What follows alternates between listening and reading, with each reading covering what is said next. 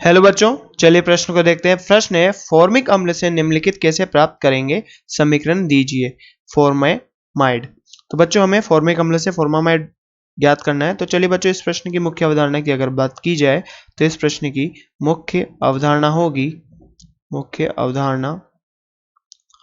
तो बच्चों मुख्य अवधारणा में देखते हैं कि हमें क्या करना है। हमें यहाँ पर फॉर्मिक अम्ल HCOOH, बच्चों ये क्या है यहाँ पर फॉर्मिक अम्ल। तो बच्चों हमें यहाँ फॉर्मिक अम्ल से फॉर्मामाइड, यानी बच्चों फॉर्मामाइड क्या है ONH2। तो बच्चों हमें यहाँ पर क्या फॉर्मामाइड ज्ञात करना है, फॉर्मामाइड।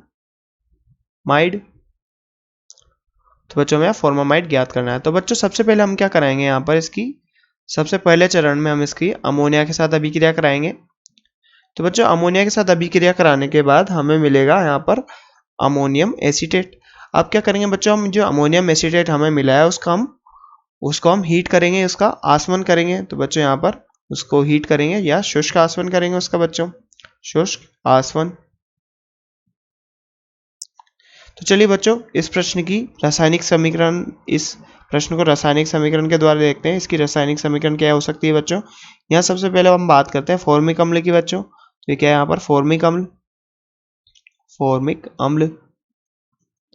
तो बच्चों यहाँ पर फॉर्मिक अम्ल की क्रिया जब हम अमोनिया से कराते हैं, अमोनिया से, तो बच्चों हमें यहाँ पर फॉर्मामाइड मिलता है। यहाँ पर हमें अमोनियम एसीटेट मिलता है, अमोनियम एसीटेट, यहाँ पॉजिटिव चार्ज यहाँ नेगेटिव चार्ज।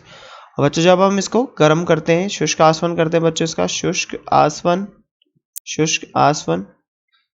तो बच्चों शुष्क आसवन के पश्चात हमें यहाँ पर क्या मिलता है, फॉर्मामाइड NH2। बच्चों यहाँ मिलेगा हमें फॉर्मामाइड। तो बच्चों जैसा कि हमसे प्रश्न में पूछा गया था कि फॉर्मिक अम्ल से फॉर्मामाइड कैसे प्राप्त करेंगे, तो बच्चों हमने यहाँ पर इसकी मैकेनिज्म देखी। चलिए बच्चों अगर अब हम इसकी क्रियाविधि की बात करें, क्रियाविधि। तो बच्चों क्रियाविधि में अब हम देखें तो बच्चों हम जैसे हम बात करें फॉर्मिक अम्ल की, यहाँ पर फॉर्मिक अम्ल से अमोनिया क्रिया करता है बच्चों, और अमोनिया क्रिया करके इस प्रोटॉन को लेता है यहाँ से, और इस प्रोटॉन को लेने के कारण यहाँ से प्रोटॉन लेगा, यहाँ पर ये लोन पेयर से प्रोटॉन इसकी तरफ आकर्षित होएगा। तो बच्चों यहाँ से H+ निकलेगा और हमारे पास क्या बनेगा बच्चों, अमोनियम बनेगा, अमोनियम आयन। अब बच्चों यहाँ पर अमोनियम बनने के कारण यहाँ पर क्या हुआ, यहाँ से जैसे H+ निकला बाहर, यहाँ से H+ बाहर निकला और ये दोनों मिलकर अमोनियम बना लिया। तो बच्चों यहाँ पर क्या होगा, इस बंध के इलेक्ट्रॉन यहाँ जाएंगे और यहाँ पर क्या आ जाएगा, नेगेटिव आ जाएगा। अब ये नेगेटिव और ये आपस में आकर्षित होकर क्या बना लेते हैं बच्चों, अमोनियम एसीटेट। तो बच्चों यहाँ पर बात करें तो यहाँ पर क्या बन जाता है, ये दोनों आकर्षित होंगे हम यहाँ से, तो हमारे पास बन जाएगा HCOO नेगेटिव NH4 पॉजिटिव। तो क्या है बच्चों यहाँ पर अमोनियम एसीटेट, अमोनियम एसीटेट। तो बच्चों यहाँ पर भी बात करें तो यहाँ पर क्या है, अमोनियम एसीटेट। तो बच्चों यहाँ पर भी अमोनियम एसीटेट प्राप्त हुआ। अब बच्चों आगे क्या होता है, जैसे हम इसको यहाँ पर गर्म करते हैं, तो गर्म करने से क्या होता है बच्चों, यहाँ पर इसका निर्जलीकरण होगा। अब जल निकालने का एकमात्र रास्ता ये बचता है कि यहाँ से NH2 से 2H और यहाँ से एक O निकल जाए। तो यहाँ से बच्चों क्या होता है, जल का निष्कासन होता है, गर्म करने से जल का निष्कासन होगा बच्चों, यहाँ से जल का निष्कासन होगा और यहाँ से H2O निकल जाएगा बच्चों।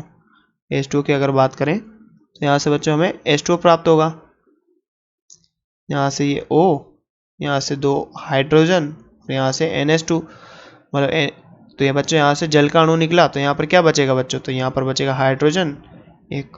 अब बच्चों ऑक्सीजन तो निकल गया, बचा नाइट्रोजन। यहाँ 4 हाइड्रोजन थे तो बचे कितने, 2 हाइड्रोजन। तो बच्चों हमें यहाँ पर क्या मिला, फॉर्मामाइड, या फिर से बोलेंगे बच्चों फॉर्मामाइड। तो बच्चों यहाँ पर हमें क्या प्राप्त हुआ, फॉर्मामाइड। तो बच्चों जैसा कि हमसे प्रश्न में पूछा गया था कि फॉर्मिक अम्ल से निम्नलिखित कैसे प्राप्त करेंगे, समीकरण दीजिए फॉर्मामाइड। तो बच्चों हमने यहाँ पर देखा कि हम फॉर्मिक अम्ल से फॉर्मामाइड कैसे प्राप्त कर सकते हैं और इसकी पूरी रासायनिक अभिक्रिया को समझा। तो बच्चों आशा करते हैं आपको प्रश्न समझ में आया होगा। धन्यवाद।